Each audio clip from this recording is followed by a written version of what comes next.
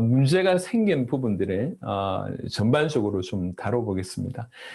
그런데 어떤 문제가 생겼냐라고 얘기할 때 먼저 얘기할 수 있는 것은 이미 받은 모든 복을 잃어버렸다고 해도 과언이 아닌 그런 일이 벌어졌습니다. 모든 것을 잃어버렸습니다.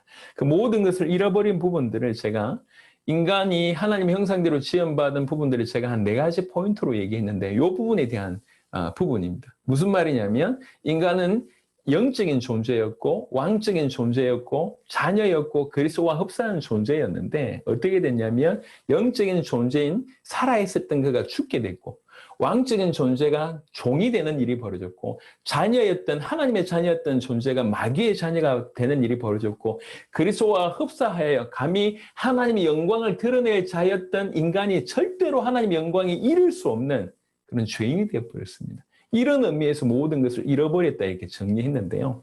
뭐 보겠습니다. 창세기 1장 26절 27절에 하나님의 형상대로 지음받았고 요한복음 4장 24절에 그런 어떤 하나님은 영이시니 그것을 닮아서 인간은 영적인 존재였는데 에베소 2장 1절에는 그는 허물과 죄로 죽었던 너희를 살리셨도다. 과거에 구원받기 전에는 허물과 죄로 죽었었다라고 하는 표현이 여기에 나와 있지 않습니까? 허물과 죄로 죽어 있었던 그런 존재가 된 것입니다. 아예 죽어버린 겁니다. 하나님과의 관계가 단절되면서 영적으로 죽음 상태에 이르는 이런 일이 벌어집니다. 아시겠지만 영혼은 이렇게 멸절하지 않지 않습니까? 그러니까 여기서 죽었다고 하는 표현이 하나님과의 단절돼서 그 영적인 어떤 그런 많은 부분이 기능이나 이런 부분들이 상실했다고도 우리가 좀 볼 수가 있습니다. 두 번째는요. 분명히 아까 처음부터 창세기 5장 3절에 언급했던 것처럼 하나님의 자녀로 처음부터 지음받았는데 요한복음 8장 44절에 예수님이 이렇게 말씀하셨습니다. 너희는 너희 아비 마귀에게서 났으니 너희 아비의 욕심대로 너희도 행하고자 하느니라. 그는 처음부터 살인한 자요 진리가 그 속에 없으므로 진리에 서지 못하고 거짓을 말할 때마다 제 것으로 말하나니 이는 그가 거짓말장이요 거짓의 아비가 되었습니다. 예수님이 얘기했습니다. 여러분 회색 지대는 없습니다. 하나님의 자녀 아니면 마귀의 자녀입니다. 예수님이 얘기하셨습니다. 제가 지금 기독교인들 가운데 크게 2가지 부류를 좀 보게 되는데요. 하나는 사단에 대해서 너무 개념이 없거나 인지하지 아니하는 못하는 이런 분들이 있는 것 같아요. 서구 선진국 같은 데 제가 가서 이 복음을 전하니까 당장 나오는 반응이 마귀 얘기하는 걸 굉장히 뭐라고 얘기하냐 유치하게 생각을 하시더라고요. 사단 얘기하고 마귀 얘기하는 거를 마치 이렇게 어린애들이 소꿉장난하면서 하는 얘기처럼 유치하게 받아들이시더라고요. 여러분 사단은 아직 존재합니다. 그리고 마지막 때가 될수록 더 강하게 공격합니다. 그래서 사단에 대해서 무지하는 것은 100% 당한다고 볼 수 있고요. 또 한 부류는요. 이 사단이 원래 거짓말쟁이지 않습니까? 그러니까 사단을 쫓는다고 하면서 의외로 많은 사람들이 어떤 사단의 실체를 제대로 모르고 사단이 만들어 놓은 그 프레임에 그냥 계속 녹아있는 걸 많이 봅니다. 열심히 사단에 대해서 얘기하고 사단을 결박하고 아니면 사단에 대해서 뭔가 이렇게 행동을 하는데 그 사단이 만들어 놓은 프레임에서 빠져나오지 못하는 그런 경우들이 너무 많은 것 같아요. 그러니까 오히려 사단에 대해서 무지한 부분들도 문제지만 사단 얘기, 귀신 얘기 계속 하면서 실제로 성경에서 말하는 대로 깨닫지 못하거나 누리지 못하고 오히려 일평생 사단 얘기, 귀신 얘기 하면서도 그쪽 그 안에서 올바른 해방을 받지 못하는 이런 경우들이 또 많이 있는 것 같아요. 그래서 우리는 성경 그대로 좀 정확하게 알면서 인도를 받아야 될 것 같습니다. 그래서 이 얘기는 나중에 사단 부분에 언급할 때 말씀을 좀 드리도록 하겠습니다. 하나님의 자녀였던 존재가 마귀의 자녀가 됐다는 얘기고, 그리고 왕이었던 존재가요. 갈라디아 4장 8절에 그러나 너희가 그때에는 하나님을 알지 못하여 본질상 하나님이 아닌 자들에게 종노릇하였더니 하나님이 아닌 자들에게 종노릇합니다. 사단에게 종노릇하고 또 사단에 노예된 자에게 또 종노릇합니다. 또 히브리 2장 15절에 또 죽기를 무서워함으로 한평생 매여 종노릇하는 모든 자들 놓아주려 하심이니 사실은 우리 모든 근간에는 뭐가 있냐면 죽음에 대한 두려움이 있습니다. 왜 돈이 없는데 두렵습니까? 그것 때문에 우리가 연장해보면 죽을 것 같아서. 병이 오면 그것 때문에 죽을 것 같아서. 배경에 전부 뭐가 깔려있냐면 죽음이라고 하는 것이 깔려 있습니다. 그래서 이 죽음의 문제에 자유롭지 못하기 때문에 일평생 죽음에 매여 종노릇하는 일이 벌어집니다. 사단에게 매여 종노릇하고 하나님이 아닌 자들에게 매여서 종노릇하고. 여러분, 지금 우리가 자유하다고 생각하십니까? 자세하게 보면 전부 매여 있습니다. 최근에는 이제 조금 이렇게 날카로운 분들이 전부 지금 현재 대부분의 사람들이 핸드폰의 노예다라고 얘기합니다. 다 매여 있습니다. 생각에 매여 있고 환경에 매여 있습니다. 뭘 해야 된다고 하는 의식에 매여 있습니다. 전부 종노릇하고 있습니다. 그리스도 예수 안에 참된 자유가 없습니다. 제가 이제 조금 큰 거를 진짜 중요한 게 뭔지를 좀 보게 되니까 그 밑에서 그것을 발견하지 못해서 그 밑에서 방황하는 것들이 조금 보여지더라고요. 정말 아무것도 아닌 것 때문에 매여 있는 걸 많이 봅니다. 정말 아무것도 아닌. 그래서 사실 교단끼리 연합 뭐 이런 것들이 쉽지 않을 거라고 생각을 하지만 어떻게 보면 교회는 우주적으로 하나 아닙니까? 우주적으로 그리스도의 몸된 교회가 하나잖아요. 근데 왜 그리스도의 몸된 교회가 지금 형성이 못 되고 있을까요? 어떻게 교회는 이렇게 연합이 안 될까요? 보면 어떤 교리 차이라고 얘기합니다. 아니 복음으로 그 교리 차이를 넘지 못합니까? 교단의 존재 이유는 우리가 얼마든지 인정해 주되 복음으로라면 얼마든지 넘어설 수 있고 서로 손잡을 수 있는 것들이라고 저는 것들이라고 생각하는데 중요한 것은 이를 넘어설 만한 어떤 강력한 어떤 복음이라고 하는 것의 어떤 하나됨 이런 것들이 없다고 하면 절대로 불가능하다고 생각을 합니다. 그래서 우리 참여한 분들이 이렇게 정말 핵심적인 가치들을 정확하게 보면서 덜 중요한 것들, 복음과 상대해서 덜 중요한 것들은 좀 넘어설 줄 아는 그릇도 좀 준비되는 그런 저와 되었으면 좋겠습니다. 여하튼 왕이었던 존재가 일시에 종이 되는 일이 벌어졌고요. 그리고 이제 아까 이제 처음 그리스도가 하나님의 형상이라고 얘기하면서 거의 첫사람 아담은 그리스도가 필적한 존재 인물입니다. 그리스도는 하나님의 형상이고 우리가 하나님의 형상대로 지음받은 자란 뭘 내포하고 있냐면 그리스도께서 아버지의 영광을 드러내듯이 우리 인간 또한 하나님의 영광을 드러낼 자로 지음을 받은 겁니다. 하나님의 형상대로 지음받았다는 얘기는 우리를 통해서 하나님이 보인다는 얘기지 않습니까? 원래 우리가 그렇게 하나님을 닮았다는 얘기는 우리를 통해서 닮았다는 얘기지 않습니까? 저희 교회를 가면 새로운 새 가족도 제 아들이 누군지 압니다. 그냥 딱 보면 알아요. 그러니까 가끔씩 우리 교사들이 그런 얘기 하더라고요. 설명하고 오는데 유치원 우리 막내가 이제 지금 7살, 8살인데 걔 얼굴에서 제 모습이 보여서 하들짝 놀랐다 뭐 이렇게 표현을 하던데 누가 보더라도 보입니다. 예를 통해서 제가 보이는 거잖아요. 하나님의 형상대로 닮았다는 얘기는 그걸 가졌다는 얘기는 우리를 통해서 하나님의 영광이 드러난다는 얘기고 우리를 통해서 하나님이 보여진다는 얘기입니다. 그게 우리가 받은 축복입니다. 그런데 하나님의 영광을 드러낼 자 하나님 형상대로 지음받아서 하나님의 영광을 드러낼 자인 우리가 첫사람 우리가 어떻게 됐냐면은 절대로 하나님 영광에 이를 수 없는 자가 됐습니다. 로마서 3장에 이렇게 표현합니다. 모든 사람이 죄를 범하였음에 하나님의 영광에 이르지 못하더니 그리스도와 흡사해서 그리스도와 필적하여 하나님의 형상대로 지음받은 자로 하나님의 영광을 드러낼 자이었는데 지금은 그 하나님의 영광에 도무지 다다를 수 없는 완전히 무너진 자가 됐다. 이 얘기입니다. 이렇게 사실은 생명을 가졌고 이 영적인 존재로 생명을 가졌고 왕적인 존재였고 자녀였고 그리고 이제 그리스도와 흡사한 그런 존재였던 자가 이 모든 복을 한꺼번에 잃게 됩니다. 왕이었던 자가 종이 되고 하나님의 자녀가 사단의 자녀가 되고 그리고 생명 가진 자가 죽었고 그의 그리스도와 흡사하여 하나님의 영광을 드러낼 자였는데 하나님의 영광에 절대로 이르지 못할 정도로 가지고 있던 가장 소중한 것들을 다 잃어버리게 됐어요. 그리고 나서 두 번째는 뭐냐면 가지고 있는 것을 잃어버린 것도 기가 막히지만 지금 어떤 상태냐는 거죠. 지금 이제 트럼프 얘기는 너무 지금 예민한 얘기니까 트럼프 얘기는 안 하겠습니다. 저 중남미에 어떤 일이 벌어졌냐면 중남미 볼리비아인지 정확하게는 기억을 못 하겠습니다. 볼리비아인지 에콰도르인지 모르겠는데 그 대통령이 굉장히 좀 독재를 많이 했나 봐요. 그러면서 쿠데타가 일어나서 대통령이 급하게 쫓겨나는 상황이 벌어졌습니다. 그래서 이웃 나라에 어떤 이렇게 길거리 같은 데서 천막 쳐놓고 거기에 누워있는 사진이 이제 온 겁니다.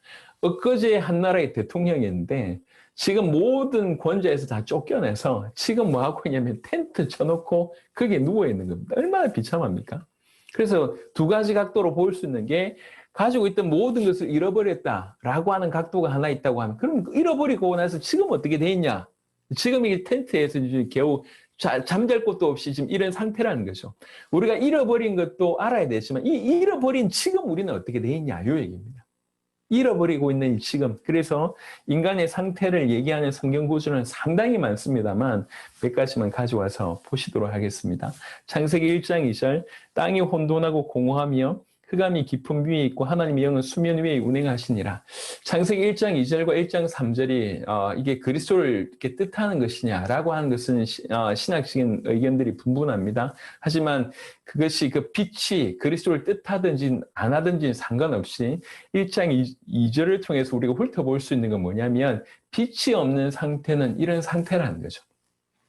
빛이 없는 상태는 혼돈하고 공허하며 흑암 가운데 있다는 것입니다.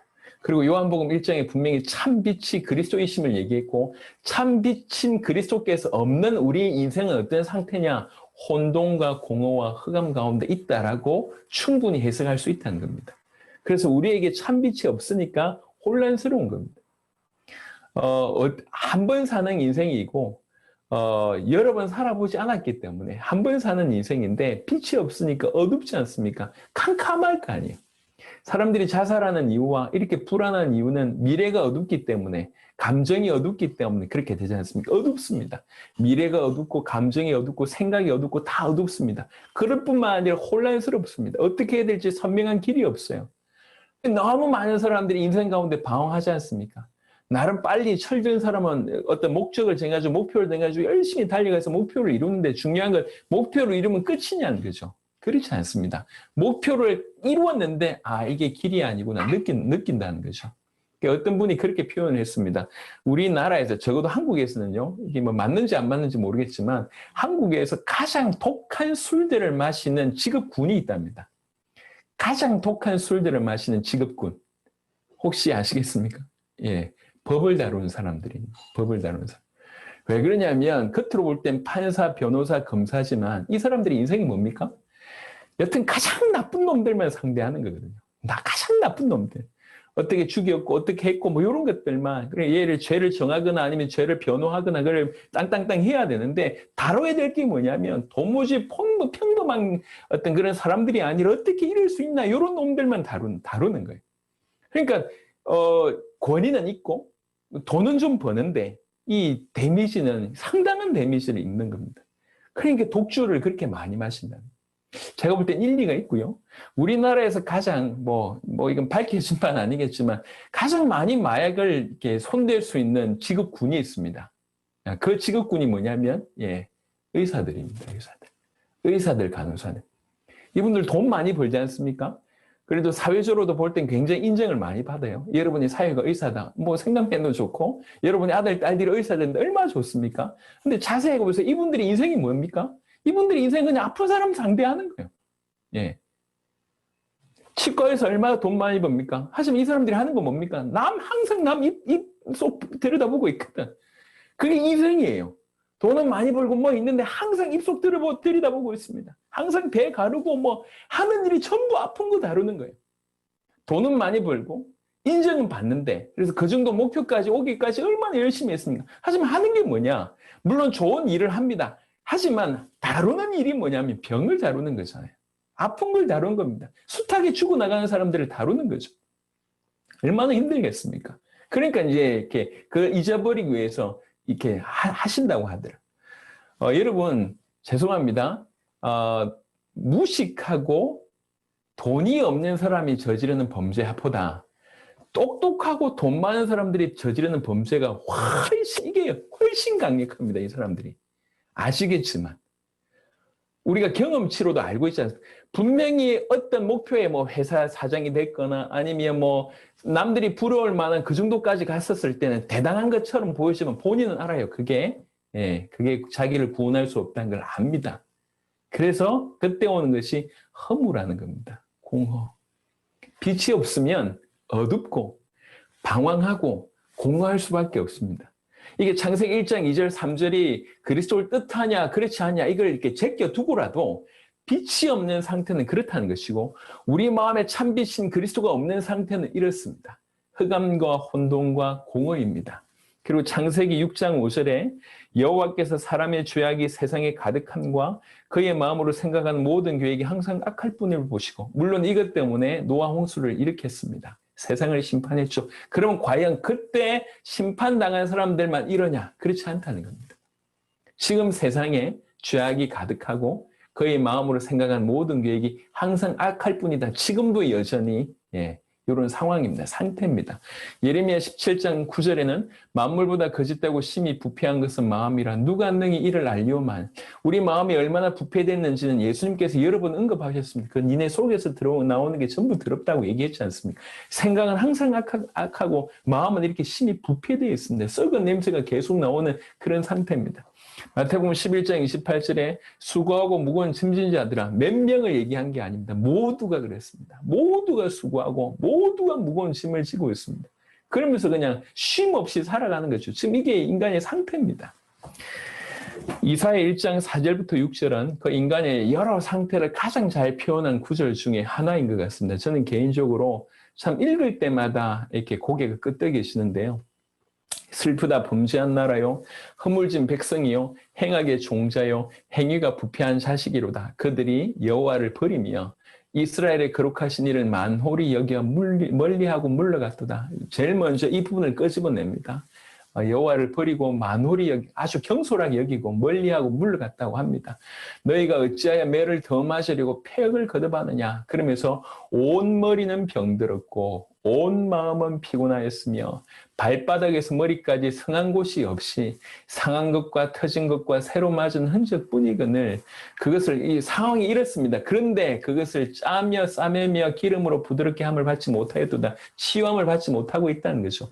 머리부터 발끝까지 상한 것밖에 없습니다. 새로 맞은 것들, 터진 것들 뭐 이런 것밖에 없는데 더 기가 막힌 것은 치유함을 받지 못하고 있다는 거죠. 그런 상황인데 더욱더욱 하나님을 멀리하고 경솔히 여기고 계속 물러가고 폐역을 거듭하고 있다는 거죠. 이게 지금 이사야가 지금 너무 안타까워서 하고 있는 얘기인데 이게 지금 인간의 상태를 가장 잘 대변하는 구절 중에 하나라고 생각합니다. 온 머리는 병들었고 온 마음은 피곤합니다. 마가복음 7장 21절부터 23절에 속에서 곧 사람의 마음에서 나온 것은 악한 생각, 곧 음란과 도둑질과 살인과 간음과 탐욕과 악독과 속임과 음탕과 질투와 비방과 교만과 우매함이니 이 모든 악한 것이 다 속에서 나와서 사람을 더럽게 하느니라. 예수님이 하신 말씀입니다. 우리에게서 이런 것들이 나오는 그 정도 상태라는 것이죠. 계속 들어온 것만 나올 수밖에 없는 상태입니다.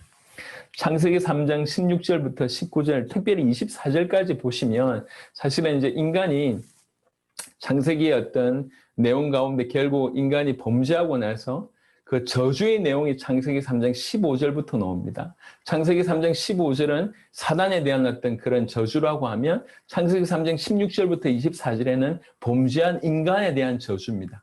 그래서 16절에는 또 여자에게 이르시되 내가 너에게 임신하는 고통을 크게 더하리니 그때부터 임신하는 고통이 크게 더해지고요. 여기서 주목할 만한 내용은 고통이 크게 더해지는 부분도 있지만 고통이라는 단어가 처음 나왔다고 하는 것입니다. 그리고 네가 수고하고 자식을 낳을 것이며 너는 남편을 원하고 남편은 너를 다스릴 것이니라 하시고 이게 저주의 내용이라고 하는 거예요. 저주의 내용. 제가 이상하게 전 세계에 가서 요 얘기하면 다 웃어요. 지금도 아내들은 항상 오매불망 남편만 원합니다. 그렇게 욕하면서 남편 어디 갔는지 그렇게 궁금해합니다. 늘 전화하면 어디냐고 물어보고 뭐 하냐고 물어보고 당신들 여자분들끼리 모이면 남편 욕하고 이런 게 일상화되어 있습니다. 그런데도 항상 여자는 남편을 원하고요. 그러면서 또 남편은 여자를 다스리려고 합니다. 자기도 불완전하고 부족한데 다스리려고 듭니다. 여기에서 나오는 것이 가정의 문제고요. 이 가정 문제의 배경 때문에 항상 뭐가 나오냐면 자녀의 문제, 특별히 청소년의 문제가 발발합니다. 여하튼 하나님을 각각이 하나님을 섬겨야 되는데 하나님을 잃어버렸어요. 남편이 하나님 역할을 하게 되고 이 여자는 남편을 마치 하나님처럼 이렇게 계속 남편을 원하는 그런 일들이 이제 구조적으로 일어난 것이죠. 아담에게 이르시되 네가 네 아내의 말을 듣고 내가 너에게 먹지 말라 한 나무 열매를 먹었은즉 땅은 너로 말미암아 저주를 받고 인간이 얼마나 큰 왕적인 존재인지 여기가 대변합니다. 예. 인간 때문에 땅이 저주를 받는 일이 벌어집니다. 그래서 그 저주의 구체적인 내용이 너는 평생에 수고하여 그 소산을 먹으리라. 땅이 너에게 가시덤불과 은근키를 낼 것이라. 가시덤불입니다. 오염됐다고 하는 부분이죠. 그래서 이제 이게 저주의 내용이 사실은 이 자연의 환경의 문제 내지는 이 오염의 어떤 질병의 문제까지 우리가 조금 더 열어서 생각해 볼 수가 있고요. 그러면서 동시에 뭐라고 얘기하고 있냐면 네 평생에 수고하여야 그 소산을 먹는다고 얘기합니다. 이제 밥 먹고 살기 위해서 노동해야 됩니다. 이게 지금 노동의 문제입니다. 지금까지 그러하지 않습니까? 그리고 네가 흙으로 돌아갈 때까지 얼굴에 땀을 흘려야 먹을 것을 먹으리니라고 얘기하면서 비로소 죽음에 관해서 노골적으로 얘기하십니다. 너는 흙이었으니 이제 흙으로 돌아간다. 그러니까 죽음의 문제를 얘기합니다. 그리고 이제 창세기 이후에 보면 절대로 생명나무의 열매를 따먹지 못하게 만들었습니다. 절대로 영생할 수 없습니다. 이런 일들이 창세기 3장 16절부터 24절에 어떤 인간이 경험할 수 있는 모든 문제를 딱 요약해서 창세기 3장 16절에서 24절에 언급하고 있습니다. 중요한 건 뭐냐면 이건 저주의 내용이지 본질이 아닙니다. 어떤 본질적인 문제 때문에 일어난 현상입니다. 이 현상을 논하기 전에 이 현상이 일어날 수밖에 없는 이 본질을 봐야 된다는 거죠. 예. 그래서 그리고 나서 이 현상에 대한 얘기 조금 더 해보겠습니다. 그렇게 고생하다가 히브리 9장 2절 27절에 한 번 죽는 것은 사람에게 정해진 것이요 그 후에는 심판이 있으리니 결국 죽게 되고 심판받게 됩니다. 마태복음 25장 41절에 또 왼편에 있는 자들에게 이르시되 저주를 받은 자들은 나를 떠나 마귀와 그 사자들을 위하여 예비된 영원한 불에 들어가라. 영원한 지옥 분명히 성경은 분명히 얘기했습니다. 그리고 특별히 장소적인 부분들로 분명히 언급했습니다. 사랑이신 하나님의 지옥을 만들 일이 없다. 그건 당신의 생각입니다. 성경이 그것도 예수님께서 분명히 지옥을 언급하셨습니다. 자, 이 모든 이러한 상태, 이렇게 모든 것을 잃어버리고 지금 이렇게 비참한 상태에 빠진 이유가 뭔가 그걸 우리가 지켜봐야 될 것 같습니다. 그게 이제 창세기 3장에 나와 있는 부분인데요. 이 문제가 시작된 이유가 뭔가 창세기 문제의 시작에 관한 얘기를 좀 해보겠습니다. 하나님께서 먼저 약속을 주셨습니다. 창세기 2장 16절 17절 여호와 하나님이 그 사람에게 명하여 이르시되 동산 각종 나무의 열매는 네가 임의로 먹되 선악을 알게 하는 나무의 열매는 먹지 말라. 네가 먹는 날에는 반드시 죽으리라 하시니라. 약속을 주신 것 자체가 얼마나 복인지는 아까 말씀을 드렸습니다. 근데 약속 자체가 어떤 것인지를 조금 설명을 드려보면 하나님께서 요한복음 1장에 보니까 예수님을 얘기하실 때 말씀이 태초에 말씀이 계시니라. 이 말씀이 하나님과 함께 계셨다고 얘기하면서 이 말씀이 하나님이라고 얘기했지 않습니까? 조금 확대해서 말씀을 드려봅니다. 하나님께서 인간에게 말씀을 주셨습니다. 인간에게 약속을 주셨습니다. 다른 말로 얘기하면 말씀이신 그분이 말씀을 주셨습니다. 이렇게도 볼 수가 있거든요. 약속 주셨다는 얘기가 보통 얘기가 아닙니다. 가장 중요한 것을 줬다. 이렇게 볼 수가 있습니다. 그리고 말씀이신 하나님을 주시겠다라고 하는 부분들로도 좀 우리가 해석해 볼 수가 있겠습니다. 여하튼 하나님이 말씀 줬다, 약속 줬다는 얘기가 얼마나 엄청난 얘기인지를 이제 이렇게 좀 짚고 넘어가고요. 그리고 이 약속은 딱 하나였습니다. 유일한 약속입니다. 딴 것도 아니고 딱 하나 유일한 약속이고 굉장히 지키기 쉬운 약속입니다. 여러분, 선악과가 너무 중요해서 이게 너무 중요해서 애들 보고 야 절대로 따먹지 마 라고 얘기한 게 아닙니다. 하나님은 이게 중요한 게 아니에요. 하나님은 자녀가 중요하고 그 자녀가 순종하는 것이 더 중요합니다. 그 자녀로 하여금 순종하게 하기 위해서 약속을 주었습니다. 이게 너무 크기 때문에 아들보다 이게 너무 크기 때문에 야 절대로 이거 먹지 마 라고 하는 이 포커스 있지 않습니다. 선악과 자체가 중요한 게 아니에요. 하나님은 선악을 알게 하는 나무의 열매를 따먹지 말라고 약속한 이유는 인간으로 하여금 순종하게 하기 위해서 약속을 주신 겁니다. 그래서 굉장히 지키기 쉬운 약속입니다. 하나님은 포커스 자체가 내 말을 순종하는지 안 하는지 그걸 보시기 위한 거기 때문에요. 그래서 모압 지난번에도 말씀드렸듯이 선악을 알게 하는 나무의 열매의 과실이 다른 나무의 과실처럼 좀 특별했나? 그건 아닌 것 같아요. 신학자들도 얘기하기를 그 에덴 동산에 그때 당시에 있었던 나무의 종류가 주로 감람나무나 포도나무라고 얘기하는데 포도나무나 감람나무 중에 하나였을 것이다. 에덴 동산 전체에 있는 다른 데서도 얼마든지 맛볼 수 있는 그런데 하필 동산 중앙에 있는 저것만 먹지 말라고 한 겁니다. 마치 뭐가 같냐면 다른 나무는 만질 수 있는데 이 나무 만지지 마. 다른 바위 위에 올라갈 수 있는데 저 바위는 올라가지 마. 그 얘기예요. 그게 딱 하나님의 포커스는 뭐냐면 이 인간들이 자기를 피조물인 인간들이 하나님을 하나님으로 인정해 주기를 원하는 거예요. 하나님을 하나님으로 인정해 주기를 원하는 방법이 뭐냐? 약속에 순종하기를 원하는 겁니다. 그래서 선악과 자체도 중요한 것이 아니라 그리고 뭐 이렇게 그 지키는 방법조차도 어렵게 만들지는 않았습니다. 굉장히 지키기 쉬운 약속이었습니다. 그러면서 하나를 요구하시는 거죠. 약속에 순종하라는 거죠. 약속에 순종하는 것이 하나님이 주신 약속에 순종한다는 얘기는 뭐 한다는 얘기냐면 그 약속을 주신 하나님을 인정한다는 얘기입니다. 말씀의 순종, 그 약속을 순종한다는 얘기는 그 말씀을, 그 하나님을 인정한다는 얘기고, 이 하나님을 인정한다는 말을 다른 표현으로 얘기하자면 그분을 예배한다는 거예요. 그래서 약속을 지킨다는 것은 그 하나님을 경외한다는 얘기고, 그 하나님께 예배한다는 거예요. 그걸 원하는 것이었습니다. 그리고 또 다른 각도로 볼 때, 이 약속은 그렇게 어려운 약속이 아니었고, 너무 쉬운 약속인데요. 생각을 해보세요. 아담 입장에서 한번 생각을 해보면 아담이 그냥 이렇게 에덴 동산에서 살고 있습니다. 그런데 이 약속이 왔잖아요. 선악을 알게 하는 나무의 열매를 따먹지 말라. 이 약속이 왔지 않습니까? 이 약속이 왔는데 자기 삶을 여전히 예전처럼 그대로 살면 돼요. 요것만 안 따먹으면. 그럼 어떻게 되냐면 그냥 예전처럼 사는 그 삶이 의미가 있게 되는 삶이 됩니다. 그게 약속을 지키는 삶으로서 나는 똑같이 살았는데 약속이 옴으로 내 삶 자체가 의미 있는 삶으로 바뀌는 거예요.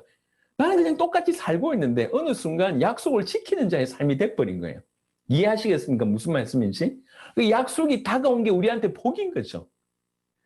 그래서 우리 삶이 엄청난 복으로 약속이 왔는데 결국 하나밖에 없는 그 유일한 약속, 하나님이 순종하기를 원하신 그 약속을 어기는 일이 이제 벌어집니다. 그 약속을 깨뜨린 내용이 우리가 잘 알듯이 창세기 3장에 나옵니다. 제일 중요한 것은 창세기 3장 1절에 인간이 이 약속을 어기는 범죄를 저지르기 이전에 배경이 있었다는 거죠. 그게 사단입니다. 분명히 사단의 속임이 있습니다. 창세기 3장 1절에 그런데 뱀은 여호와 하나님이 지으신 들짐승 중에 가장 간교하니라. 뱀이 여자에게 물어 이르되 하나님이 참으로 너에게 동산 모든 나무의 열매를 먹지 말라 하시더냐. 이렇게 사단이 꾀임을 하죠. 속임을 하죠. 이 뱀이 과연 사단이 맞냐? 계시록에 12장에도 언급되어 있고 20장에도 언급되어 있습니다. 옛뱀, 곧 사단이라고도 하고 마귀라고도 하며라고 하는 것이 언급되어 있습니다. 분명히 사단입니다. 이 사단이 어떻게 뱀이 사단이냐 아니면 사단이 뱀에 들어가냐 모르겠어요. 그건 좀 모르겠습니다. 여하튼 중요한 거는 지금 그 포인트가 아니라 인간을 속이는데 사단이 역할을 했다. 그게 더 중요한 거니까요. 사단이 인간을 이렇게 속입니다. 누굴 먼저 공격하냐면 하와를 먼저 공격합니다. 왜 하와를 먼저 공격할까요? 라고 얘기할 때 하나 알 수 있는 건 뭐냐면 하와는 이 약속의 정확한 의미를 몰랐던 것 같습니다. 창세기 2장 16절부터 17절에 하나님께서 주신 약속과 창세기 3장 1절에 대한 대답으로서의 창세기 3장 2절과 3절에 하와의 대답을 비교해 놓고 보면 뭔가 달라요. 빠진 게 있고 더해진 게 있습니다. 그래서 이런 의미로 볼 때 정확하게 몰랐다고 볼 수가 있는 거죠. 여자가 뱀에게 말하되 동산나무의 열매를 우리가 먹을 수 있으나 동산 중앙에 있는 나무의 열매는 하나님의 말씀이 너희는 먹지도 말고 만지지도 말라 너희가 죽을까 하노라 하셨느니라. 죽을까 하노라라고 하는 퀘스천이 아닙니다. 반드시 죽으리라. 히브리어로 보면 죽는다는 단어가 연속 2번 써졌습니다. 반드시 죽는다 이렇게 되어 있는데 죽을까 하노라 이렇게 얘기한 걸 봤을 때 그 중요한 의미를 상실했다고 볼 수 있고요. 두 번째는 보니까 먹지도 말고 만지지도 말라라고 얘기했습니다. 만지지도 말라라고 한 얘기를 하나님이 한 적이 없어요. 근데 왜 이 얘기가 나왔을까요?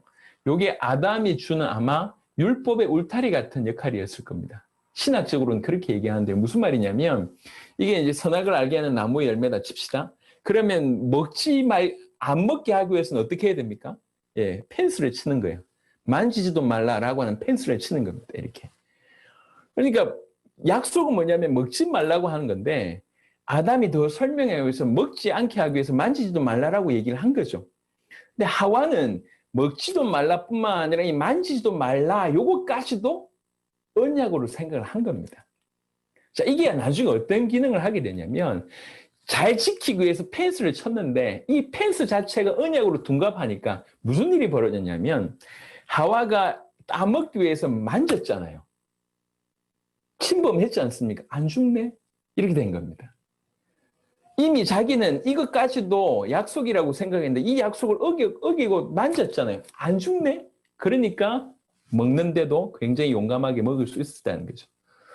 잘 지키라고 친했던 그 율법의 울타리가 오히려 언약을 더 쉽게 어기게 만드는 그런 일들로 작용합니다. 기가 막히죠? 사단은 지금도 그렇게 속임수를 씁니다. 여하튼 분명한 것은 하와는 약속을 명확하게 정확하게 알지 못했습니다. 하와는 알지 못했고요. 그 다음에 아담은 어떤 일이 벌어지냐면 아담은 창세기 3장 6절을 보니까 여자가 그 나무를 본즉 먹음직도 하고 보암직도 하고 지혜롭게 할 만큼 탐스럽기도 한 나무인지라 여자가 그 열매를 따먹고 자기와 함께 있는 남편에게도 주매 그도 먹은지라. 분명히 여기는 뭐라고 얘기하고 있냐면 자기와 함께 있는 남편이라고 하는 표현을 썼습니다.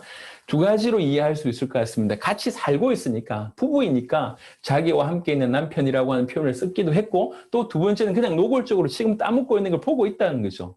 자기 옆에. 자, 아담은요. 이 사람 별로 좀 안 좋은 사람 같은데 당신 와이프가 이게 만져가지고 먹으려고 하는데 그걸 이렇게 지켜보고 있어요. 지켜봐서 예, 먹고 죽으면 지는 안 먹고 먹고 안 죽으면 지도 먹으려고 이렇게 보고 있는 거 이렇게 보고 있는데 먹으니까 안 죽네요. 자, 여기에서 이제 충돌이 벌어집니다. 사실 이게 오늘날 정말 일반적으로 일어난 충돌인데요. 내가 알고 있는 하나님의 말씀과 현실의 괴리감이 벌어지는 거죠. 이게 충돌됩니다. 하나님의 말씀과 현실이 충돌돼요. 하나님의 말씀과 현실이 충돌되기 때문에 사용해야 될 게 믿음입니다. 그래서 하나님 우리에게 믿음을 요구하시는 거예요. 근데 말씀과 현실이 충돌될 때 아담은 결국 현실을 선택합니다. 안 죽네? 이렇게 된 거죠. 그래서 엄밀하게 얘기하면 하와는 알지 못했다고 하면 아담은 믿지 않았다고 볼 수가 있습니다. 그래서 이 하나님의 약속을 정확하게 알지 못하고 믿지 않아서 결국 사단에게 속아서 이 약속을 깨뜨리는 일이 벌어집니다. 제가 왜 이렇게 좀 설명을 했냐면 그만큼 하나님이 우리에게 허락하신 약속이 너무 중요한데 오늘날 그 약속의 핵심되는 은혜 언약의 핵심이 되는 은혜 언약은 예수님이 그리스도이시고 이 예수님을 그리스도로 믿어서 너희가 새로운 의를 얻을 수 있다.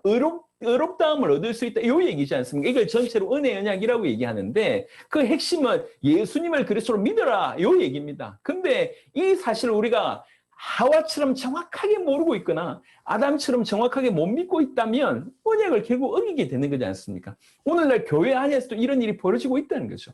열심히 신앙생활 하는데 언약을 거의 몰라요. 하와처럼.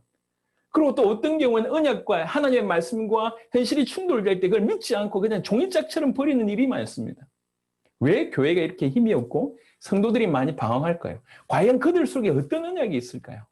예수님을 그리스도로 믿고 있기 때문에 주님 다시 오실 재림 언약을 굳게 붙들고 그렇게 살아가고 있을까요? 아니면 이 언약을 희미하게 알고 있거나 정확하게 믿지 않아서 되는 대로 문제만 해결하고 응답만 받으려고 하고 있을까요? 봐야 됩니다. 그냥 믿음이 부족하다 이 얘기가 아닙니다. 뭔가 큰 것에서 벗어난 것 같아요. 과연 언약이 우리 속에 있습니까? 그 언약의 실체를 정확하게 알고 있습니까? 제대로 믿고 있습니까? 지금 아담과 하와는 바로 이 언약에 실패해서 모든 문제가 온 겁니다. 그러니까 사단에게 속아서 죄를 범해서 하나님을 떠났기 때문에 모든 문제가 왔다라고도 설명할 수 있고 또 하나의 각도는 하나님이 주신 약속을 알지 못하고 믿지 않아서 그 약속을 깨뜨림으로 모든 문제가 왔다고도 볼 수가 있습니다. 사실 똑같은 얘기의 다른 측면이죠. 우리가 성경은 언약의 책입니다. 구약, 신약, 약속이라는 책입니다. 이 약속을 우리가 붙들고 있는가? 다른 얘기예요, 이거는. 이 약속을 정확하게 알고 있는가? 아니면 정확하게 믿고 있는가? 정확하게 알지 못하고 정확하게 믿지 않으면 우리 또한 언약을 놓칠 수밖에 없습니다. 언약을 놓치면 모든 문제가 오는 것입니다. 그래서 언약을 결과적으로 놓치게 돼서 그 결과로 우리는 하나님과 단절되게 됩니다. 사단으로 말미암아 범죄하여 하나님과 단절됨으로 모든 문제가 왔고, 또 언약을 정확하게 알지 못하고 믿지 못해서 언약을 놓침으로 하나님과 단절되어서 모든 문제가 왔습니다. 창세기 3장 23절에 여호와 하나님이 에덴 동산에서 그를 내보내어 그의 근원이 된 땅을 갈게 하시니라 쫓아내버립니다. 단절되는 일이 되는 것이죠. 자, 이게 우리가 모든 축복을 잃어버리고 지금 이렇게 비참한 상태에 있게 된 원인이라고 볼 수 있습니다. 자, 다음 시간에는 이 사단과 죄와 하나님과 단절이라고 하는 부분들을 조금 더 디테일하게 보겠습니다. 왜 그러냐? 이게 메시아가 오시는 이유이고 우리가 영원히 지옥 갈 수밖에 없는 이유이기 때문에 정확하게 대면해야 될 것입니다. 내일도 하나님께서 저와 여러분들에게 큰 은혜를 주실 줄 믿습니다.